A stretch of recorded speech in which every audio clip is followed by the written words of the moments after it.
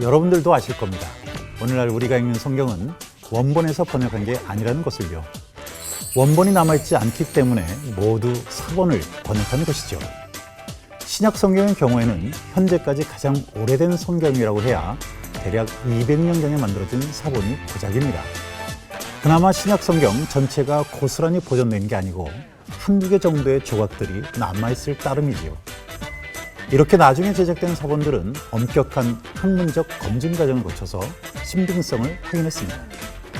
성경을 베끼는 필사가들이 신학적 이유나 혹은 성경 내용이 서로 일치하지 않을 때 마음대로 고쳐서 적어넣었기 때문이죠.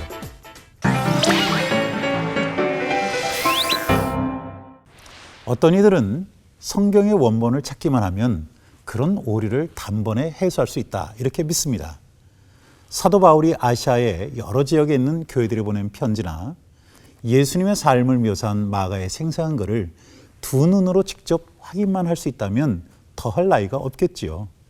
사실 성경의 원본이 어느 날 갑자기 모습을 드러내는 것도 불가능한 일은 아닙니다. 1945년에 이집트의 남부 지역에서 발견된 도마 보험서나 1947년에 사해사본이 발견된 것처럼 말입니다. 하지만 성경의 원본이 발견되었다고 해서 모든 문제가 해결되지는 않습니다. 성경을 읽을 때 가장 큰 골칫거리는 성경 시대의 글쓰기 방식이 요즘과 전혀 다르다는 것입니다. 바울을 비롯해서 성경의 여러 저자들은 낱말과 낱말은 물론이고 문장과 문장 그리고 더 나아가서 문단과 문단 사이를 전혀 구분하지 않았기 때문이죠. 그러니 마침표라든지 쉼표와 같은 기본적인 부호를 사용하는 법이 없었을 겁니다.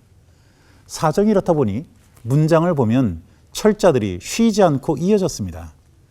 악센트나 점 하나를 어디에 찍느냐에 따라 내용이 완전히 달라지는 것도 바로 이 때문이죠. 로마서를 보면 점 하나로 성별이 결정된 사람이 나옵니다. 우리말 성경에는 유니아라는 이름으로 번역된 인물이지요. 바울의 표현을 그대로 옮기면 그 혹은 그녀는 사도에게 유명히 여김을 받았다고 합니다. 그런데 이 이름은 악센트 부호를 어디에 붙이느냐에 따라서 남자 유니아누스도 되고 여자 유니아도 될 수 있습니다. 문제 인물이 남자인지 여자인지 의견이 분분한 것은 바울이 로마 교회에 보내는 편지를 작성할 때 악센트 부호를 전혀 사용하지 않아서 빚어진 일인데요. 악센트 부호가 없으니 어느 쪽으로 읽어도 문제될 게 없는 것이죠. 일각에서는 초대교회에서 여자들의 지위가 낮았으므로 굳이 사도들끼리 이름을 거론할 정도라면 남자 유니아누스가 되어야 한다 이렇게 주장하기도 합니다. 그런데 로마 지역에서는 유니아누스라는 이름이 기록된 비문이 한 번도 발견된 적이 없는데요. 반면에 유니아는 무려 250번이나 발견됐습니다. 그래서인지 처음으로 악센트 부호를 사용하기 시작한 필사가들도 유니아를 남자가 아닌 여자 이름으로 인정하기도 했죠. 따옴표를 사용하지 않은 것 역시 성경의 내용을 정확히 이해하는데 걸림돌이 됩니다. 바울은 편지를 쓸 때 이따금씩 다른 편지의 내용을 인용했는데요. 그런데 따옴표를 사용하지 않다 보니까 그것이 바울의 글인지 아니면 그가 다른 사람의 글을 인용한 것인지 구분이 쉽지가 않습니다. 그로 인해서 글의 내용을 이해하는데 혼란을 일으키기도 했죠. 잠시 바울이 고린도 교회에 보낸 첫 번째 편지의 내용을 살펴보겠습니다. 너희가 쓴 문제에 대해 말하면 남자가 여자를 가까이 아니함이 좋으나, 이 구절에는 남자가 여자를 가까이 아니함이 좋으나 라는 표현이 바울의 생각인지 아니면 고린도 교인들의 의견인지 분명하지 않습니다. 한글 성경은 그것을 바울의 말로 간주하고 그 다음 구절과 직접 연결해 번역했기 때문이죠. 이것은 우리말 표준 세번역이나 흠정역 성경의 경우도 마찬가지입니다. 여러분이 적어보낸 문제에 관해 말하겠습니다. 남자는 여자를 가까이 하지 않는 것이 좋습니다. 너희가 내게 적어보낸 문제들에 관해서는 이렇다. 남자는 여자를 만지지 않는 것이 좋다. 하지만 달리 번역하는 성경들도 있습니다. 그 가운데 한 가지만 소개하면 다음과 같은데요. 여러분이 적어보낸 문제들에 대해서는 이렇습니다. 여러분은 이렇게 말합니다. 남자는 여자와 관계를 가지지 않는 것이 좋습니다.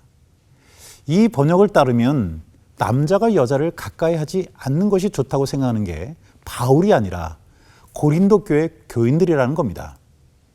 이처럼 바울이 편지를 쓰면서 따옴표를 사용하지 않았기 때문에 성경의 본문만으로는 어느 쪽이 바울의 생각을 정확하게 표현한 것인지 분간하기가 매우 어렵습니다. 오늘날 우리가 사용하는 성경의 장을 최초로 구분한 인물은 캔터베리 주교 스티븐 랭턴인데요. 랭턴은 파리에서 라틴어로 번역된 불가타역 성경을 출판하면서 역사상 최초로 구약 성경의 장과 절을 숫자로 표시했죠. 뿐만 아니라 랭턴 주교가 구약 성경에 붙인 장과 절의 숫자들은 히브리어 구약 성경에도 거의 대부분 그대로 적용되었는데요. 그가 최초로 성경의 장을 구분하자 도미니크 수도의 소속 휴고 추기경이 1238년에 성경 색인에 그것을 처음으로 이용했고 이후로 널리 퍼져나갔습니다. 신약 성경에 장과 절을 나눈 것은 구약 성경보다 훨씬 나중의 일이었습니다. 신약의 장과 절을 처음으로 구분한 인물은 프랑스 국왕 프랑스와 1세의 인쇄공을 지닌 로베르 에티엔느였는데요.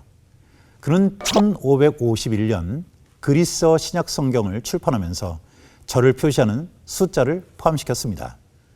전해지는 이야기에 따르면 에티엔느는 말을 타고 가면서까지 절을 표시할 정도로 그 일에 심취했다고 하죠.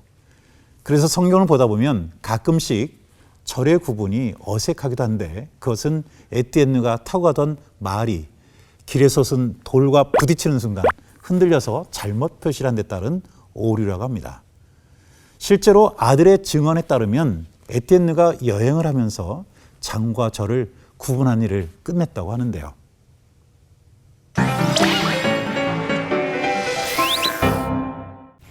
성경은 하나님의 말씀입니다. 하지만 그것을 기록한 것은 바로 사람들이지요. 실제로 원본은 남아있지 않고 수천 년의 역사 가운데 다양한 사본들이 우리에게 전해져 왔습니다.